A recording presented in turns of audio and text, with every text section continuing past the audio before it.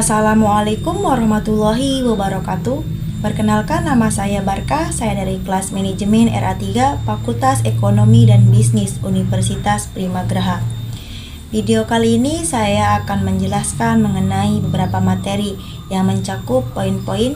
Poin yang pertama adalah kerjasama dalam tim. Poin yang kedua adalah komitmen organisasi. Poin yang ketiga adalah pengendalian. Poin yang keempat adalah mengelola konflik. Poin yang kelima adalah evaluasi. Poin yang keenam, teknologi dan informasi.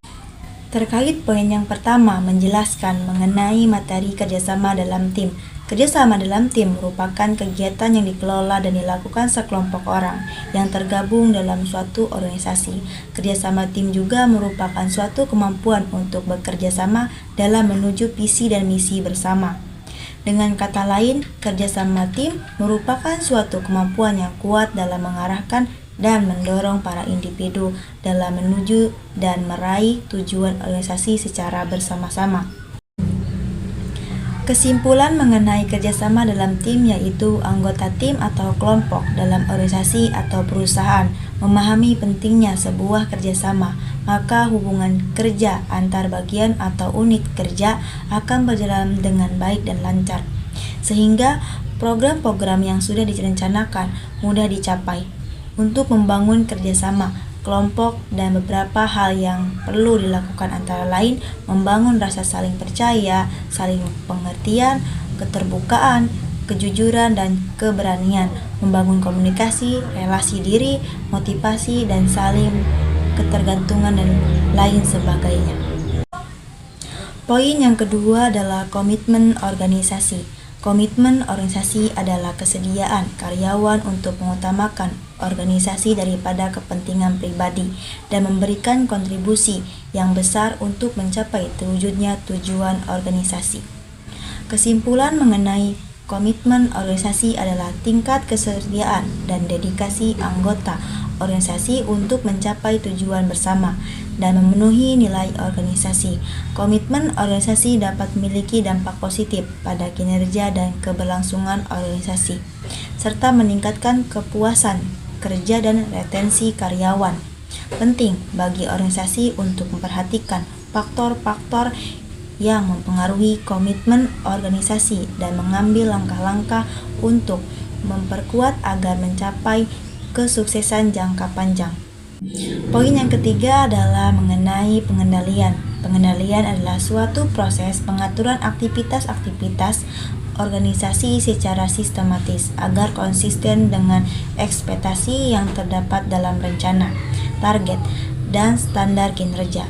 Inti dari pengendalian adalah tindakan yang menyesuaikan operasi dengan standar yang telah ditetapkan.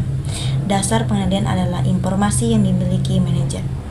Pengendalian memiliki beberapa definisi, yaitu poin yang pertama adalah pengendalian manajemen bisnis, poin yang kedua adalah pengendalian teknologi informasi, yang ketiga adalah pengendalian keuangan. Kesimpulan mengenai pengendalian adalah suatu proses pengaturan aktivitas-aktivitas dalam suatu organisasi secara sistematis dan konsisten. Pengendalian mengacu pada proses atau tindakan untuk mengatur atau memantau dan memastikan bahwa suatu sistem atau kegiatan berjalan sesuai dengan rencana atau standar yang telah ditetapkan. Hal ini melibatkan pemantauan kinerja, identifikasi perbedaan antara hasil yang diharapkan dan yang sebenarnya, serta pengambilan tindakan korektif jika diperlukan. Poin yang keempat adalah mengelola konflik. Konflik merupakan suatu benturan atau perbedaan pendapat antara dua atau lebih pihak yang muncul karena adanya kepentingan, tujuan, dan nilai-nilai yang berbeda. Konflik juga merupakan suatu hal yang muncul secara alami yang diakibatkan karena perbedaan pendapat atau kepentingan dari berbagai konteks kehidupan manusia dalam suatu organisasi. Konflik dapat timbul dari berbagai tingkatan, baik dalam hubungan antar pribadi, kelompok, ataupun organisasi. Kesimpulan mengenai konflik. Konflik merupakan suatu perbedaan pendapat antara dua pihak atau lebih yang muncul karena adanya kepentingan atau tujuan dan nilai yang berbeda dalam kehidupan sosial sehari-hari maupun dalam suatu organisasi. Konflik dapat timbul dan muncul kapanpun.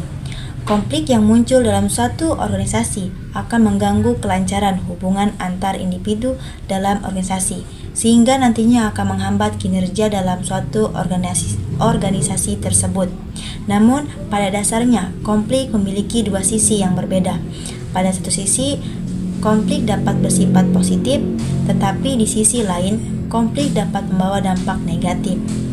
Penyelesaian setiap konflik tergantung pada cara setiap manusia mengelolanya.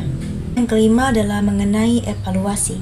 Evaluasi merupakan bagian dari kegiatan kehidupan manusia sehari-hari. Disadari atau tidak, orang sering melakukan evaluasi, baik terhadap dirinya sendiri, terhadap lingkungan sosialnya, dan lingkungan fisiknya. Evaluasi dilakukan seseorang dari hal-hal yang sangat sederhana sampai hal yang sangat rumit. Hal ini dilakukan supaya seseorang menentukan arah pengembangan diri. Evaluasi atau penilaian juga berarti usaha untuk mengetahui sejauh mana perubahan itu telah terjadi melalui kegiatan belajar mengajar. Kesimpulan mengenai evaluasi merupakan suatu proses yang menyediakan informasi tentang sejauh mana suatu kegiatan tertentu telah dicapai. Bagaimana perbedaan pencapaian itu dengan suatu standar tertentu, untuk mengetahui apakah ada selisih di antara keduanya, serta bagaimana manfaat yang telah dikerjakan. Poin yang keenam adalah mengenai teknologi informasi. Teknologi informasi adalah setiap peralatan atau sistem atau subsistem peralatan yang saling berhubungan digunakan dalam akuisisi, penyiapan, manipulasi, manajemen, pergerakan, kontrol, tampilan, pengalihan, pertukaran, transmisi atau penerimaan data atau informasi secara otomatis.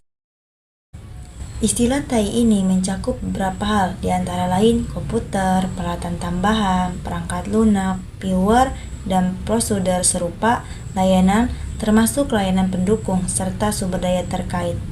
Kesimpulan mengenai teknologi informasi yaitu mencakup semua perangkat keras dan perangkat lunak komputer yang digunakan untuk menciptakan, menyiapkan, memproses, mengamankan, dan menginformasikan informasi. Beberapa komponen utama IT diantara lain komputer, internet, perangkat seluler, jaringan data spase, serta aplikasi dan sistem perangkat lunak. IT telah bertransformasi menjadi bagian tak terpisahkan dari kehidupan modern. IT memungkinkan akses yang cepat ke informasi, otomatisasi proses bisnis, kolaborasi jarak jauh, dan banyak manfaat lainnya. Perkembangan IT yang pesat telah berdampak besar dalam bidang pendidikan, kesehatan, pemerintah, perbaikan, transportasi, dan hampir semua industri.